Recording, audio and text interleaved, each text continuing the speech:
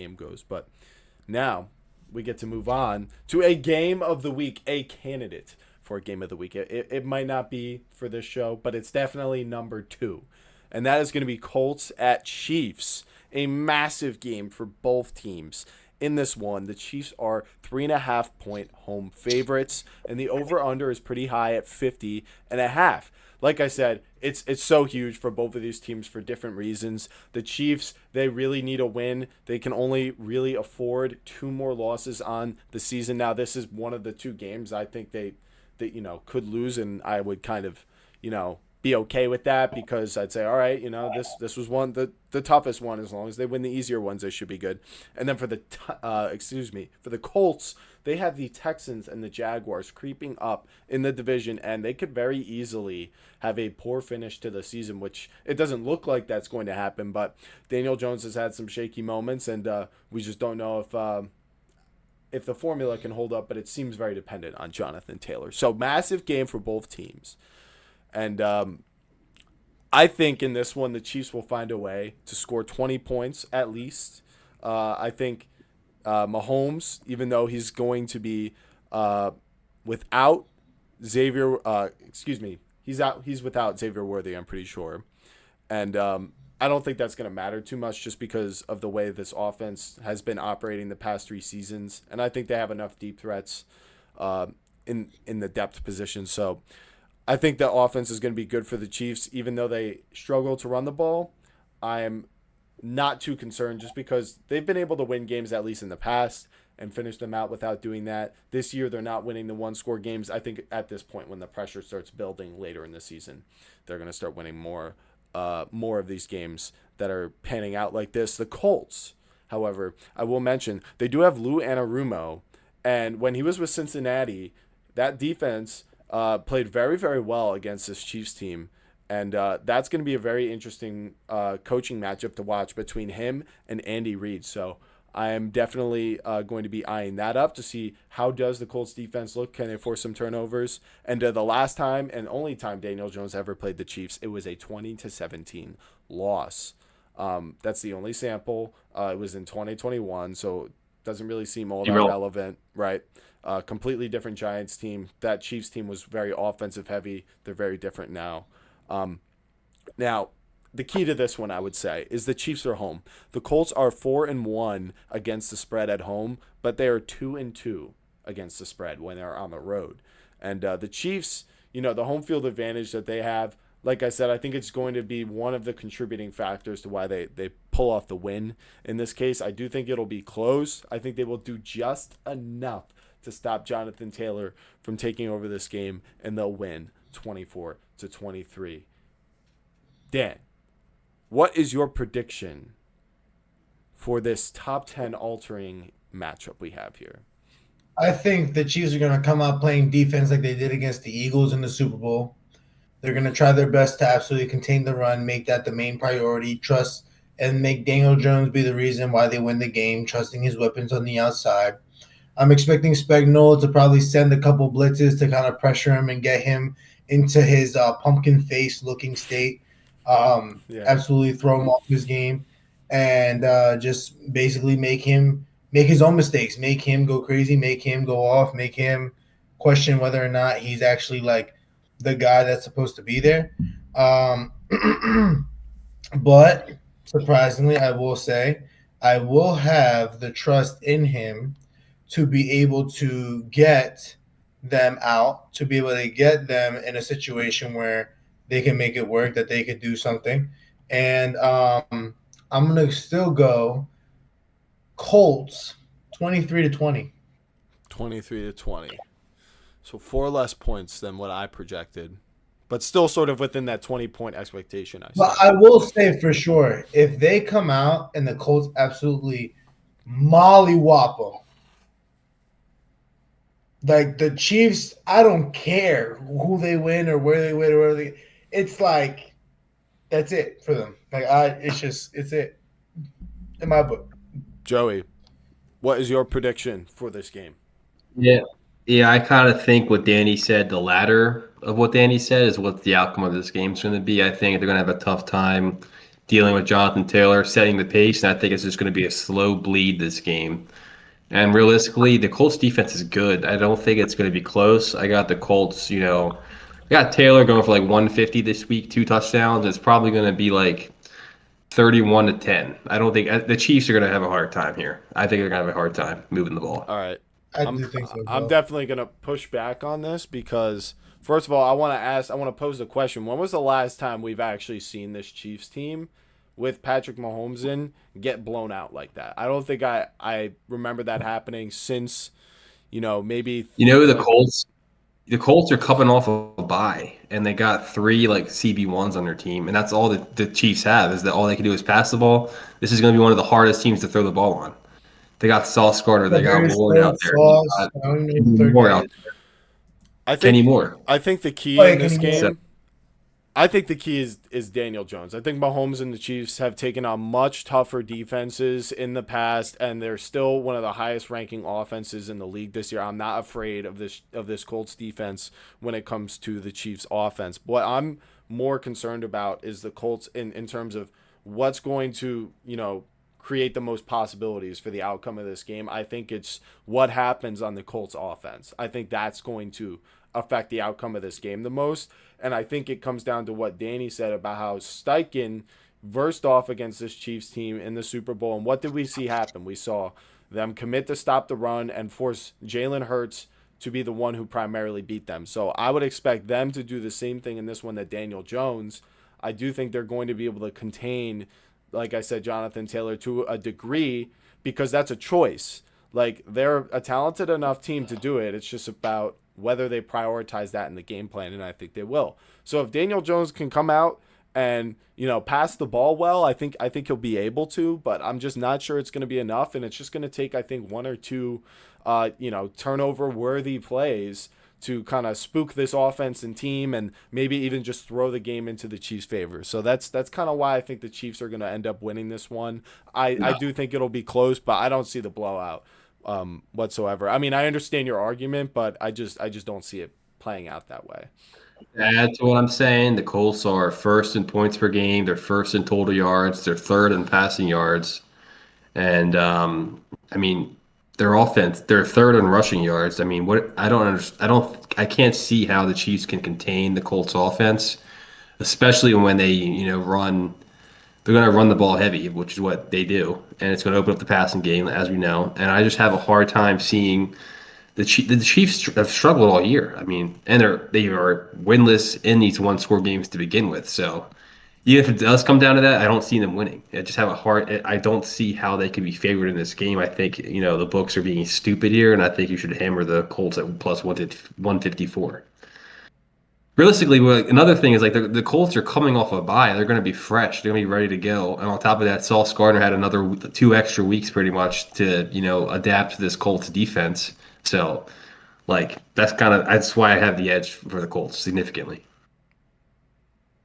Well, I just don't know how the Chiefs can randomly discovered running the ball and fixing this offense on top of just being overall just average across the board. Well, it doesn't have to just be them running the ball. I mean, they can try to, but I think mostly it's just going to come down to play extension from Mahomes and what he Colts defense is good.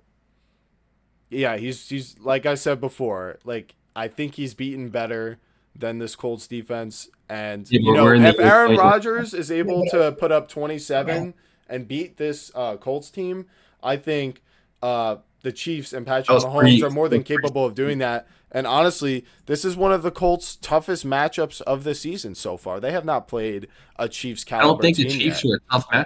I don't. They're 5-5. They're not a elite team. They're an average team at this point.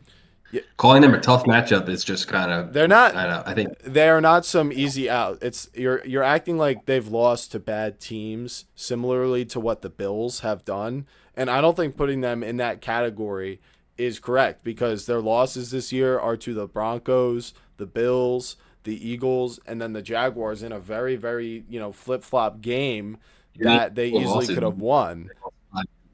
What's that?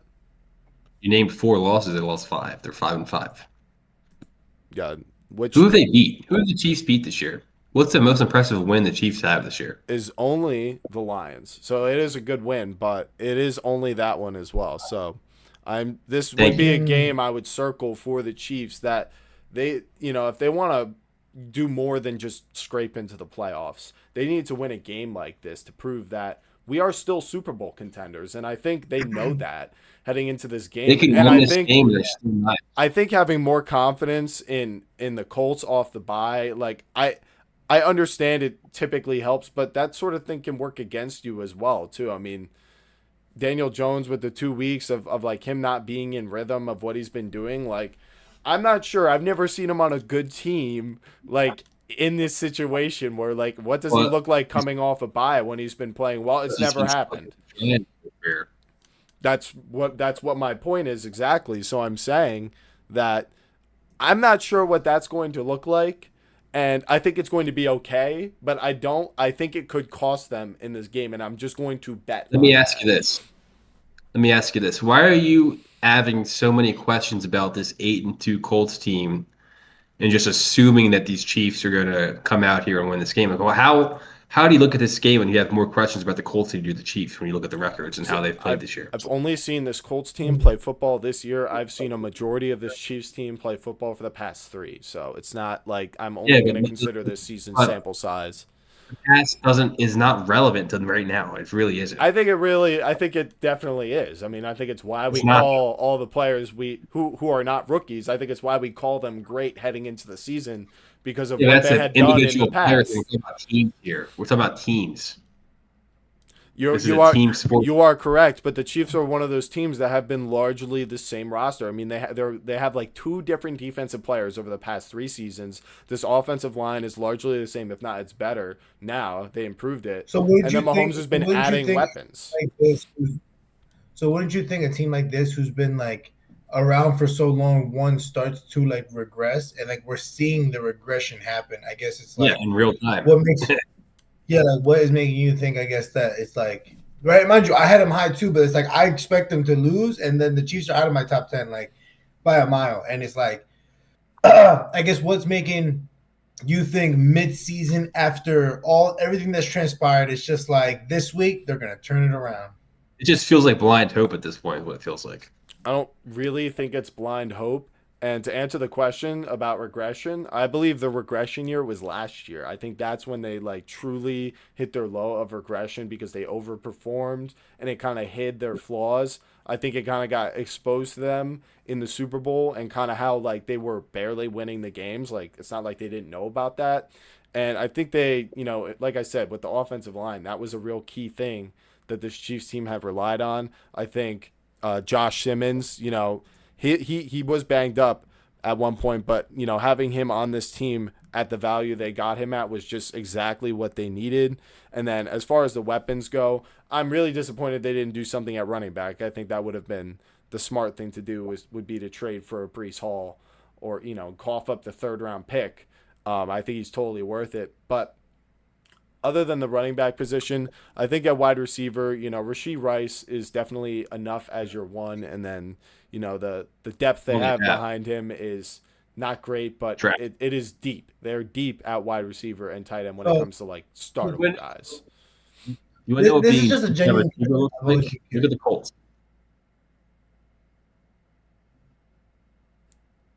What about about the the Colts. Colts? I said if you want to see what being deep at the receiver position looks like, pull up the Colts roster because they are deep at Yeah. receiver. Has there They have multiple guys that could. They have multiple guys that would be the number 2 receiver on this Chiefs offense. They are just by far the superior roster. And again, oh, I will yeah. keep it. I think you are really like underplaying the addition of Sauce Gardner. I don't understand how you're not giving them the credit of adding a All-Pro It's not corner. easy to just step in at corner onto a defense and just go We're back to talking about playing an at an all All-Pro pro corner. level. Yeah, it's even for the all pros. They're all pros because they're really talented first of all, but it's because they practice and they're in the system and they know what they're doing. He just joined Lou Anarumo's system and Yeah, he he has to joined learn a how to. winning team. It should help that he had the bye week. It should definitely help, Yes. but um I don't know. Yeah, like this Like I guy's like a said, I mean, 6-year-old. He can learn a defense in 2 weeks. I think the 2022 Eagles were better than this team, and I don't think this Chiefs team that we're seeing right now is all that different from that Chiefs team that played. So I think the defense is a little worse. I'll definitely say that, but I think the offense is in a better spot, and I'm still comfortable if that's who they are. So that's why I'm doing this. All right, I can't wait to tell you. So I can't wait to laugh at this how is wrong this is you just were. genuine thought because also too from my standpoint with the Chiefs, it's like I've seen the Andy Reid regression throughout my years of my childhood. So like, I guess so Mahomes is what about to be coming up on year 6 or 7 of his 10-year contract and stuff. Do you think when it comes to that time, if the regression is still going, they get rid of Reid or it's time to just completely like do they extend Mahomes? Do they get rid of him? Do they get rid of Reed? I guess that the regression keeps going. Like, what do you Answer that. see the because it's worked for years. It's worked for years, and all of a sudden now it's just not working. As an Eagles fan, I saw the regression. We had the same team: D-Jack, Jerry Maclin, LaShawn McCoy, Brent Selleck. Oh, like Ertz is a rookie. Everybody, O-line still solid. Regression happened. Reed was gone. Okay, but the To Chiefs answer your haven't question, regressed at all. They haven't changed. I get the record's not there right now, but if they make the playoffs, then they have a chance to just completely wipe that and win 2 playoff you make games me and want just to be pull my right hair out when I back hear you talk about when the right back to where they were. It's a different storyline every year with when it was Brady. It was he's gonna regress. You know that, right? Like it's gonna happen. You guys are the ones who are projecting the regression for this team. They're still playing at a high level just because they had regression with what they had regression with was winning the 1-score games. Now I do see that as a concern. It's just a trend I don't expect to continue. So all this talk about them getting blown out Yeah. and all this talk about are they gonna fire Andy Reid, in a couple years, like I'm just like this is all just a massive overreaction. Like if you don't have faith in this team, like I said, to figure it out in this situation, I don't know why you have faith in anyone. That's just the way I see it. Scott. The answer to the Andy Reid question: they're never going to fire Andy Reid. When Andy Reid's done, he's going to retire. I So agree with that. I could see him retiring at the end of Mahomes' contract, and then re-up. They're never going to let Mahomes go, obviously, because of the PR marketing and all that stuff. But anyway, what's the law of averages thing? What is that called? What is that? How does that? What is that? What's the definition? It's just that Yeah. it'll regress back to the mean, whether it's So positive or last year, negative. yeah. So last year we saw them go undefeated in 1-score games. This year they are completely defeated in 1-score games. So wouldn't that tell you they would continue to lose these 1-score games anyway, just to get Yeah. back to the mean that we're talking Well, about? my statement is I think the law of averages is irrelevant when we're talking about the greatest dynasty of since the New England Patriots and the best quarterback in potentially NFL history, because I still think Brady would play at a higher level, but I just think that kind of stuff is like there are very few teams, and like quarterback coach like circles in NFL history where there's sort Make of sure you zip logic, them up. where there's sort of Scott. logic that idea doesn't apply. Is there are very few guys you can attach that to, and there's periods of time, with like Big Ben and Tomlin in their prime years. You'd be like, oh yeah, they'll get there, but this is the team right now that laws of averages just don't apply to them. And also, like I said, like this is If it applies, you're this going is not that to- different of a team. If anything, I think they're better. Like this year, I think they have a lot more potential too. Like they were very talent deficient last year. I think that was the main reason that they lost, and they were hurt too. I think if they stay healthy, then I don't know why you don't have faith. But Let's move on. we're talking in circles, I was going to say. So let's move on to the next game. And this is going to be another sort of big game. We got Vikings at Packers. That's right. We got 9 versus